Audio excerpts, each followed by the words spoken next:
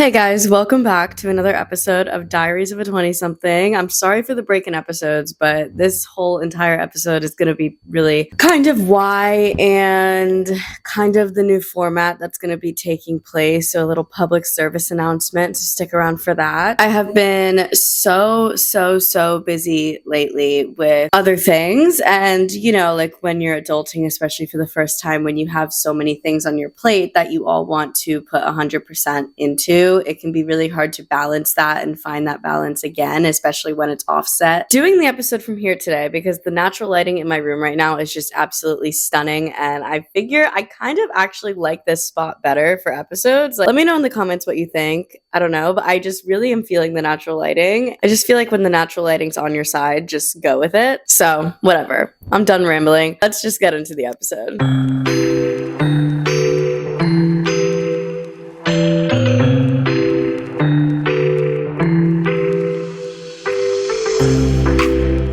My entire life, all I ever wanted was an online community. When I was a kid, I remember dreaming of being a YouTuber, and it's just always been a dream of mine to have a community online, to have a space to talk about what I feel passionate about and what I feel is relevant. Upon recently, I can officially call myself an influencer, which I'm just so grateful to be able to do, and it's honestly probably the best side hustle I've ever done. As you guys know, I've done a lot of side hustles. I'm always on the hustle, always trying to make more money, always trying to make smart decisions financially, and just trying to learn how to do that as we age. At the beginning of this month, I got my first 2 brand partnerships that I've ever gotten in my life, and it's really exciting, but there's also a lot of sides to it that I didn't really wrap my head around. I feel like when you hear the word influencer, when you think of being an influencer, it's like, oh, you get to work with all these cool brands, you get free stuff, like this and that, like whatever, but nobody really talks about the dark side of it, and that's kind of what I'm gonna come on here and talk about. I'm gonna be completely transparent with you guys about how much I'm making and everything like that, how I manage it. I really do feel like being a micro influencer is one of the best side hustles ever, and I want to help you guys as much as I can. That is what being in our 20s is all about. It's about helping each other and learning from each other. Being a micro influencer comes with a weird side. It has weird perks, weird struggles, and weird expectations. You're big enough to get noticed in public, but you're not big enough to be making crazy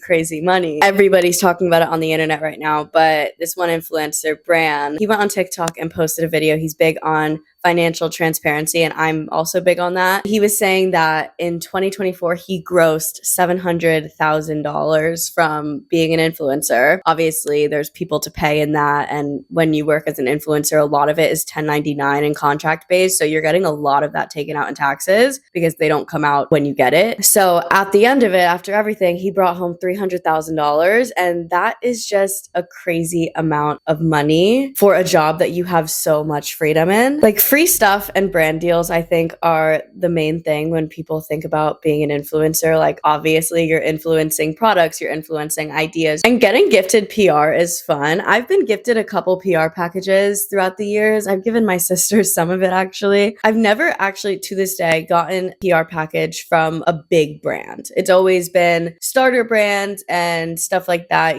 Brands send you things in the hope that you like it. There's no contract attached to it so that you'll post about it. Unfortunately, everything that I've tried that I've gotten from PR, I never actually loved, so I never promoted it. I'm really big on that. I'm never going to promote something that I don't believe in. So they're working with you in the hope for exposure, but exposure doesn't pay the rent. You know what I mean? When you're talking about brand deals, another thing with being a micro influencer is you are way more likely to be taken advantage of, especially when you haven't had your first brand deal yet, because you're under this idea that, oh, I can start making money from posting this and that, and I'll get into more the creator fund in general later. But when you get your first brand deal offer, you don't really know what to ask for because you don't really have a baseline. And that's why I really like brand, because it's really important to be very financially transparent in this field, especially because everybody is making a different amount of money. I mean, you have influencers with a couple 100,000 followers that are making a normal living, maybe 10 grand a month or something like that. And you have influencers with 100,000 followers making hundreds of thousands of dollars. The spectrum is so wide because the content spectrum is so wide and the engagement spectrum is so wide. side. A good way to find out what you should be charging is honestly screenshotting all of your TikTok analytics, your engagement and like the recent trend. Has your account been going up, down, whatever, the amount of followers you get, the kind of posts that you do, like put all of that information in ChatGPT and ask. It's not going to be perfect. And obviously like with brand deals, they all offer different things, but if it's something that I really like, I'll do it for a lower price. Or if it's something that could really get me foot in the door, I'll do it for a lower price. But it's just really important to know your worth when you're working with brands because you don't want to be taken advantage of. A good example, like under this umbrella, I would say, is I recently applied for another job in the social media realm. And this lady went on TikTok. She was talking about how she was hiring someone for her brand, whatever. So I emailed her, like asking to be interviewed and stuff like that. And I did get an interview, but it never ended up happening. Once I got in contact with her, like it just seemed really sketchy and I wasn't really feeling it. And I feel that if you have red flags like that going off in your mind in the beginning, it's probably not a good idea. Anyway, long story short, I never actually interviewed. She ended up ghosting me, which is fine. And then a couple of weeks later,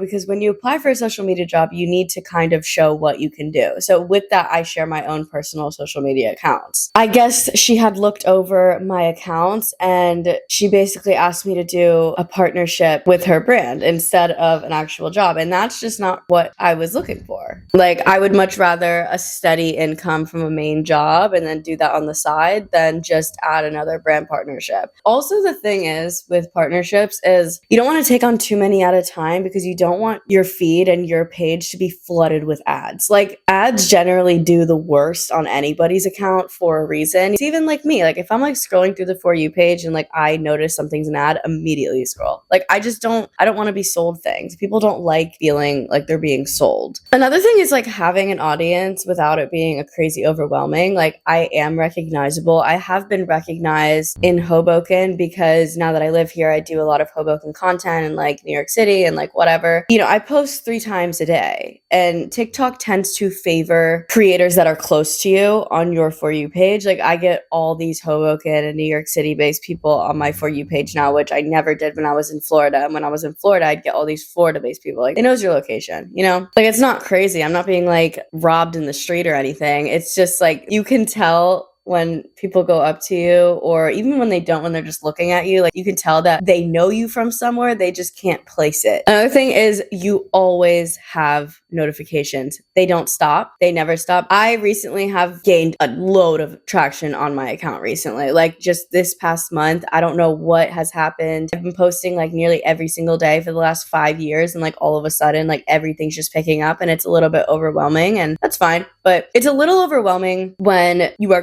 constantly having notifications. I literally do not go 10 minutes without a notification. And that's like in the dead of night. Like between like 4 and 6 a.m. is probably when I'll maybe get 10 minutes without having a single notification. And, obviously you can turn your notifications off, but you don't want to do that because God forbid you're getting canceled and you don't know it. I tend to get a lot of hate on my videos, and I will talk more about that in a second too, but it can just be very overwhelming when you're constantly getting attraction from all these other people and all of these other opinions and like whatever. Like obviously when you post on the internet, you are subjecting yourself to any kind of hate that the internet can throw at you. And on the internet especially, a lot of it will be thrown at you 100%. On my TikTok, I focus a lot on dating content, dating in New York City, dating in Hoboken. Like now the girls love my content. They love it, and rightfully so. Like it is for the girls. Like I don't really necessarily make content for men, but the men hate me. I mean, they literally hate me. I get called ran through. I get called insufferable. I get called a slut. I mean, I have been called pretty much every single name under the sun in my own TikTok comments and in my DMs. But like I said, the money is really good for the amount of effort you have to put into something. If we're really going down with it, I have 2 partnerships right now. One is with Amazon Prime. I am not getting paid much from Amazon Prime. However, I am getting commission from the storefront and I'm getting like bonuses. So Amazon is paying me a flat rate of $200 a month for 4 posts, 4 TikToks a month. And that is like really low. Like I don't think I would ever take a brand partnership for that little money, especially because the Amazon one is actually takes up a lot more time than I anticipated, but it's Amazon Prime. Like you do well with this and like you'll get offered more opportunities through like the Amazon influencer influencer program and stuff, and like that is big. So it gets your foot in the door. I'm okay with doing that. My other partnership is with a new and upcoming dating app called Vibes. This one is my favorite. There's so much freedom with what I can post. There's so many cool events, so many cool activities. Like, I am having the time of my life working with Vibes, and Vibes is paying me $100 per post, but I also get a crazy amount of free stuff and really fun parties to go to that I'm really excited about. Let's talk about the Creator Fund, because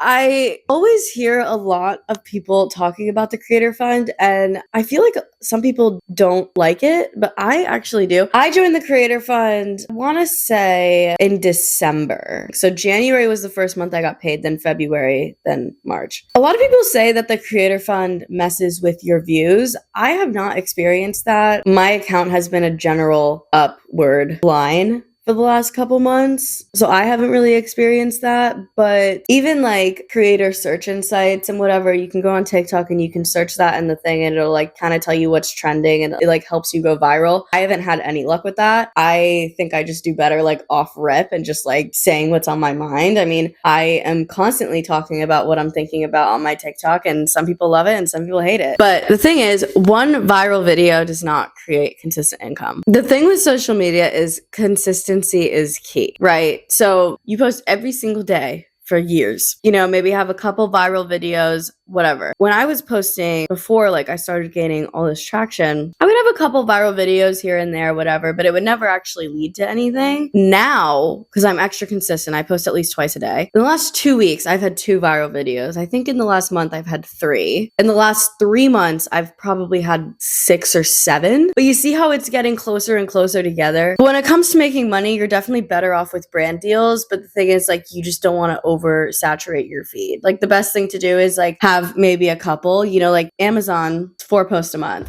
The Vibes one, it's an ad, but it always feels very organic. It's not really different from what I'm doing now. Me being like, oh, like get ready with me for a hinge date, rather than like get ready with me for a Vibes date. It doesn't feel like an ad, so I can kind of do like as many as I want, and it won't really affect anything. But let's talk about the struggles. The algorithm is your best friend and your enemy. 1 week, every single video is hitting. You are getting thousands of views in 1 week, which is like great. My average per week is probably, actually no, TikTok tells me. Let's go through my analytics for a second so we can talk about my general what's going on my account. All right. Okay. So in the last 7 days, I've had 340,000 post views. That's a lot. Normally for a week for me, it's about 100,000. So that's a lot. 902 comments, 518 shares, 31,000 likes. Rewards, like from the Creator Fund, $27.26. Let's see. Last 28 days. Okay. So in the last month, I have had 510,000 views. Let's go on like follower count so we can just kind of see like how that growth has been doing. So in the last 7 days, I've gained 143 followers, mostly female, obviously. Like, female is my main demographic. Some men follow me, but they're normally just like haters, and they just like constantly hate on my stuff. And I'm like, you know what? Engagement is engagement. The more comments you get, hate or not, TikTok does not care. It will keep pushing your video to get more views. So yeah, that's the last 7 days. Last 28 days has been 229. I'm really happy with like the growth I've had when it comes to views and stuff, but I do want to increase the amount of followers I'm gaining. The analytics are really helpful. The thing with the TikTok algorithm, especially when you have a video go viral, it will kind of not shadow ban you, but until that video really slows down, you're not going to get many views on your other videos. And I don't really know like the exact reason, but this is like an actual thing. Like, it doesn't just happen to me, I swear. So yeah, like you'll have like a week or like a couple days where like your videos like won't be like doing that well. And then like the next week after that, you know, you'll be getting like 10,000 views, 20,000 views, 5,000 views even. Like, that's a good week. To have that steady pace of like at least 1,000 views per video, like that's pretty good. Obviously you prefer more, but every single time it happens, right now I'd say I'm in that phase. I just had a video go viral where TikTok is slowing down my views. But every single time it does that, and every single time my views go back to like how they were, they're increased. So it's kind of like TikTok is constantly testing you to see if you're going to be consistent, even if you're not doing well. And like, my tip to you is do not stop. Once you understand the TikTok algorithm, everything when it comes to content creation gets that much easier because you can kind of play it at its own game. It's also like the pressure to stay relevant, and this is something that I kind of have been struggling with a little bit now that, we know that my dating content accelerates way higher than any of my other content. So obviously I'm sticking to that as my main brand. I mean, I do it enough. I know enough about the topic. And I kind of like that. I'm kind of like a modern day Carrie Bradshaw on there. There is a pressure to stay relevant, and like I wake up every morning and like the first thing I do is think about what TikToks I'm going to make that day. And like I have a whole notes in my phone with like TikTok videos for like a rainy day, for a day that I have a lot going on and stuff like that. Like I have videos in my drafts that like are for stuff like that, like just in case I have an off day or like I'm sick or like whatever, like I have something to put out that's exciting. And constantly posting is exhausting, because when you have a job, you have a job title, you have responsibilities, and like your work performance depends on how well you do at that job. But when you are your job, your brand, your personality is your job, and when something doesn't do well, it's a little more draining, I would say. But when a video does good, it's like, oh my god, like this is incredible, like the highs are much higher and the lows are much lower. Like if you're ever going to start doing content creation, be prepared for the fact that no one's really going to understand what you do. And like when I say nobody, I mean people above the age of 35. Like my mom and my dad, for example. My dad understands YouTube, he's really into the podcast and everything, but my dad doesn't really use TikTok, so he doesn't really understand it. And like it is kind of nice being the only one out of your parents that understands what you do for a living, because then they can't really tell you what to do in a sense. They can't really like judge you for what you're doing because they don't really understand it. I mean that in the nicest way. I hope that's not coming off as like bratty. My mom doesn't really get it. She definitely wants to, and I think that she's starting to understand it, but my dad gets it, I think, more than my mom does. And people genuinely expect you to be different in person. I'm not talking about people that are your friends. I'm talking about people that you meet. And I didn't really realize this until I have like run into influencers myself that I follow, and like I meet them in person and I'm like, oh, like you're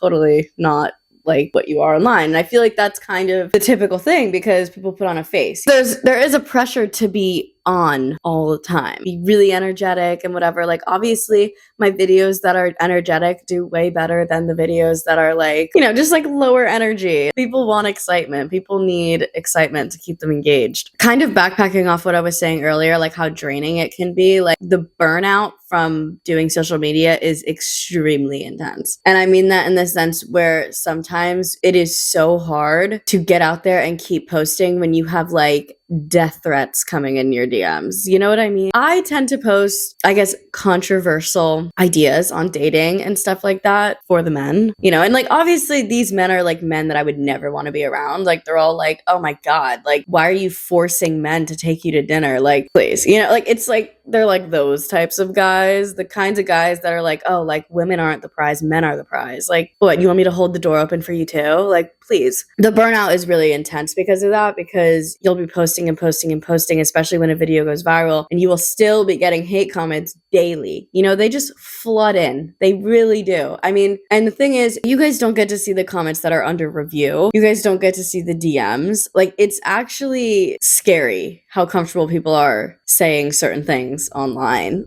Now, obviously, when you're posting online, people are watching. People are watching. And honestly, people are most likely going to be the people that are not going to support you. And I'm not talking about your close friends. I'm talking about people you went to high school with, people you went to college with. Like, I'm followed by a ton of people that I knew in high school and college, and none of them like my stuff. Like, I know they're just watching and hating, and like, that's fine. Do you, but like, that's what it is. That you're literally signing yourself up to get hated online. That's what you're doing. But there's so many perks to it. Like, I really do love it. Like, when I was posting a lot in college, especially like when I was in my sorority, I knew that the girls in my sorority were looking at my account. Like, I knew it because, I'd get looks all the time and stuff. And this was like before I was posting any content really about men. Like, it was really just like college life vibes. But yeah, like I knew what they were doing. Like, I was like, I'm not stupid.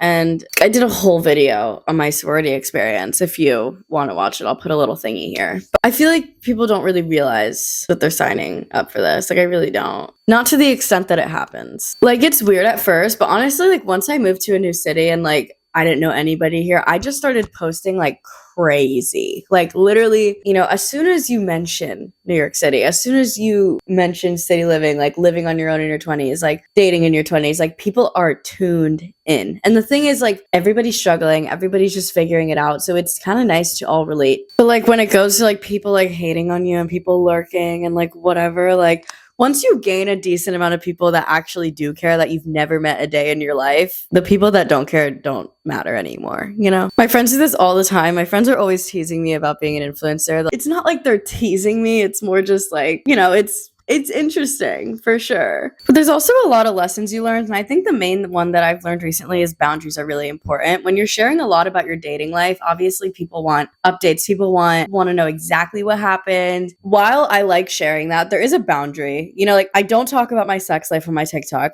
That's not relevant. I don't talk about my friends with benefit on my TikTok. It's strictly just like dating. Like it's just dating and friends and figuring things out in your 20s. Like that's really kind of the general spiel of my TikTok account. But when you share so much online, there is a part of you that's trying to figure out the balance of, okay, like what am I not comfortable with being online and what am I comfortable with being online, especially in short form content. I'll talk about the more taboo topics on here because it's in long form and I can actually explain the reason behind my thoughts. On TikTok, you can't really do that because the videos are so short. So you just have to be mindful of that. Another thing that kind of happened that I didn't really realize, I do a lot of get ready with me's. You kind of miss getting ready without talking to a camera and just like listening to music and just like being a normal person for a second. And I didn't really realize how much I would miss that. But the other day, I already did a get ready with me that day. So I wasn't going to do 2 in one day. And I just like got ready with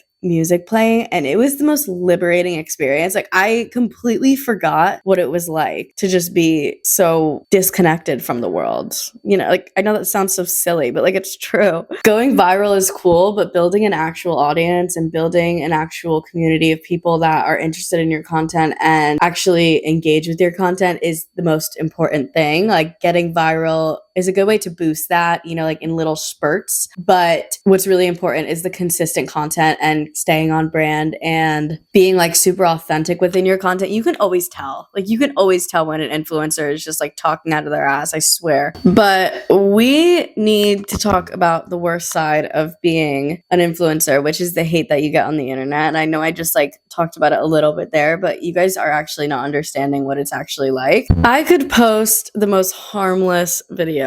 For example, actually, this might be fun. I just had a video go viral. I posted a video and it was like 10 first date tips from a professional husband hunter. It's just a fun title, guys. Like I could say like, oh, I'm looking for a boyfriend, but husband hunter is just better. Let's read through some of the comments that I've gotten, okay? So we have 256,000 views and over 1,100 comments, which is crazy engagement, TBH. Let's read some of these hate comments. Advising young people to treat relationships as transactional is such an unhealthy mindset. I literally never said that. Like, I never said anything like that. Husband hunter tips from someone who's single. Obviously, how can you be a professional husband hunter if you're not single? Like, you have to be. Not pouring money into someone's previous girlfriend. Like, literally grow up. How is the woman always the prize? What about the man? Like, men have gotten so feminine. I don't know what it is, but why are men like this dating? This person said, this one's one of my favorites. Yeah, how about you suck it and maybe I'll give you a line. I don't know how that one didn't get filtered out by TikTok. But the thing is, these comments have hundreds of likes. Restaurant on the first date is insane. Like, why? Like, why is that crazy? No wonder you're single. You're a vapid narcissist. Why would you expose yourself like this? Dating isn't supposed to be a hobby. Like, why not? May this love never find me. And the thing is, the tips aren't even bad. Like, they're actually really valid, like, first date tips. But it was for the girls. And originally, when the video came out, it was on the right side of TikTok, and then it slowly moved to the wrong side of TikTok, which is filled of insecure men. That's where all that comes from.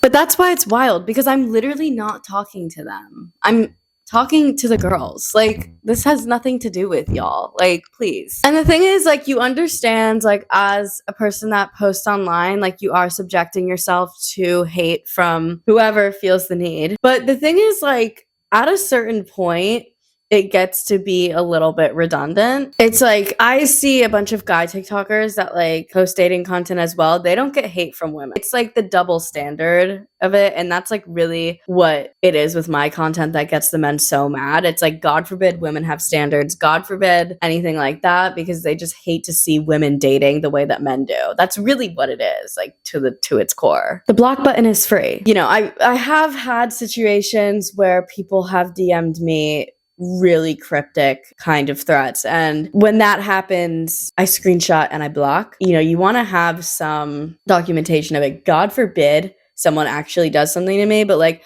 I do get weird comments where it's like, oh, I'm going to be in Hoboken this weekend. Like I'll try to look for you, or like, I hope I run into you. It's like weird. This does make me feel a little bit unsettled, especially like when it's a weekend where I know I'm going to have to be out. So yeah, being a micro influencer is a lot of fun. My lighting is dying out. You guys can't tell. It's so fun, but it's so chaotic, and it's so great for your mental health, but it's also so horrible for it. But at the end of the day, I wouldn't trade it for anything. Public service announcement for all future episodes for the foreseeable future. Episodes will now be once every 2 weeks. Now that this is becoming like nearly a full-time job, my actual job is giving me a lot more hours. Between this and that, I'm already working 70 hours a week. I don't know if I can commit to a podcast episode every single week. However, I will be vlogging more because I have a lot of fun events coming up for influencer stuff, and I want to take you guys with me because it's so fun. I just wanted to put that out there because it's getting a little bit overwhelming for me. So this is your sign. If you are someone who has been wanting to start their career online, post the video, post your thoughts. There is an audience for everybody, and you will find your niche eventually. Like, I think like when everyone talks about like starting content creation, they're always like, oh, like find a niche and like do this, do that. But honestly, like don't find a niche, just like post whatever and see what's hitting and then just stick to that. That's what I would do. Like post stuff you like, obviously. I love the community I've built. I love being able to help and inspire people to start dating, but it's definitely not as effortless as some people think. As always, thank you guys for tuning in. I have missed you guys. This was Diaries of a 20-something, episode 36, I want to say. I have no idea what the topic is going to be the week after next week, but post it on the Instagram and you guys will know sooner rather than later. And I will see you guys. Oh, I can't say next Friday anymore. I'll see you guys on Friday. Mwah.